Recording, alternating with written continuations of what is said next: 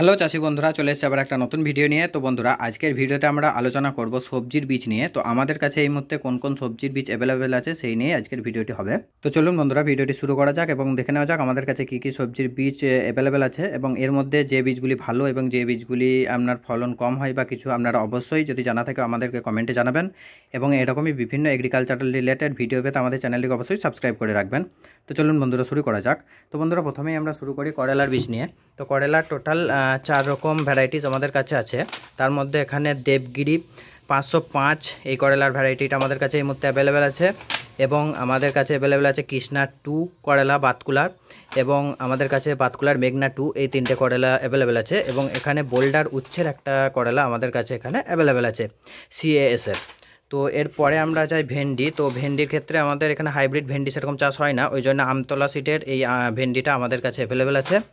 এবং কলমি আমাদের কাছে চান্তারা মার্ক বীজ এই কলমিটা অ্যাভেলেবেল আছে।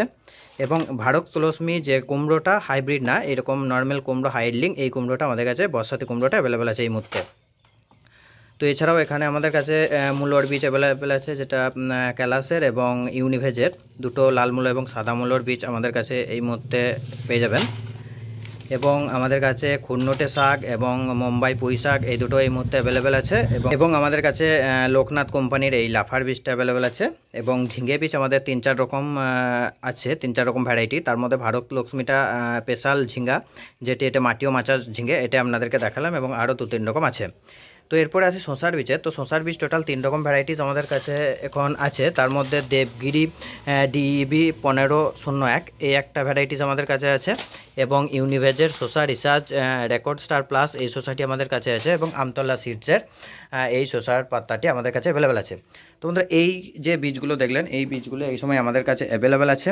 তো এই বীজগুলির মধ্যে কোনগুলির ফলন ভালো এবং কোনগুলির ফলন খারাপ অবশ্যই আমাদেরকে জানাবেন কমেন্টে। এবং পরবর্তী ভিডিও দেখার জন্য অবশ্যই চ্যানেলটিকে সাবস্ক্রাইব করে পাশে থাকা বেল আইকনটিকে প্রেস করে রাখবেন।